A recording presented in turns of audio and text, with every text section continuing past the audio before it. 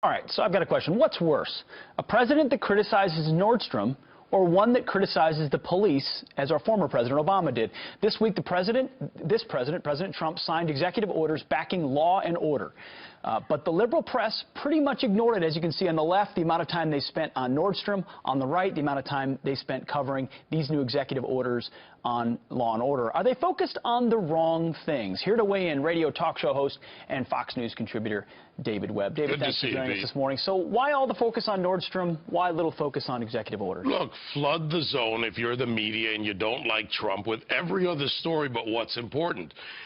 When he signed those 3 executive orders, he set the standard, or at least reset the standard, on going after transnational gangs, on going after human trafficking, drug cartels, drug trafficking, and going after, and also saying that we, as a federal, agent or the federal government, when necessary and when it applies, will work to protect our police officers and our law enforcement community at large.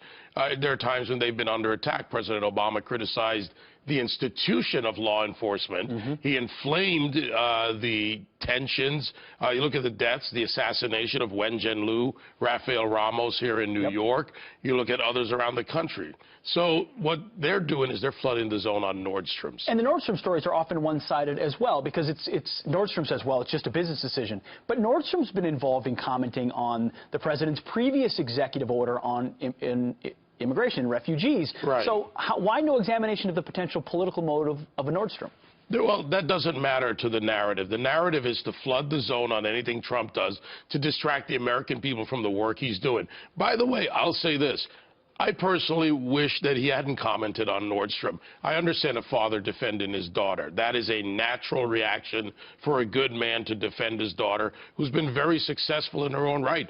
She is a rock star. The other part of this is they need to go after her in some way, they being the liberals out there and the progressive left, because she is the example of what you can do when you want to be a successful woman, you work hard at it, and you achieve. So that's a threat to their women's march. Well, and it's also a threat to the overall narrative of the Trump presidency. If he said he's going to be the law and order candidate, and then on Thursday he signs 3 executive orders to start making that happen, they just don't have an incentive or desire to report on that kind of follow-up. No, and here's something that I've said on my show repeatedly.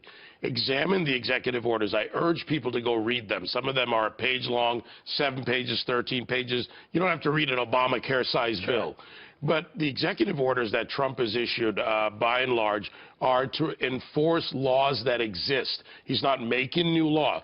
That's contrary to what President Obama did. Precisely. He wrote executive orders to impede in enforcing our laws. Big difference between the two. Which is why conservatives are not up in arms over executive orders that simply say enforce the laws that are on the books. Right. There is a use for executive orders. Sure. And when used properly, they can help us as a country. When used improperly, they can lead to these situations that have happened with immigration enforcement and many other areas. David Webb, always a clarifying voice. Thanks, man. Good to see you, Appreciate Pete. it. Good to see you.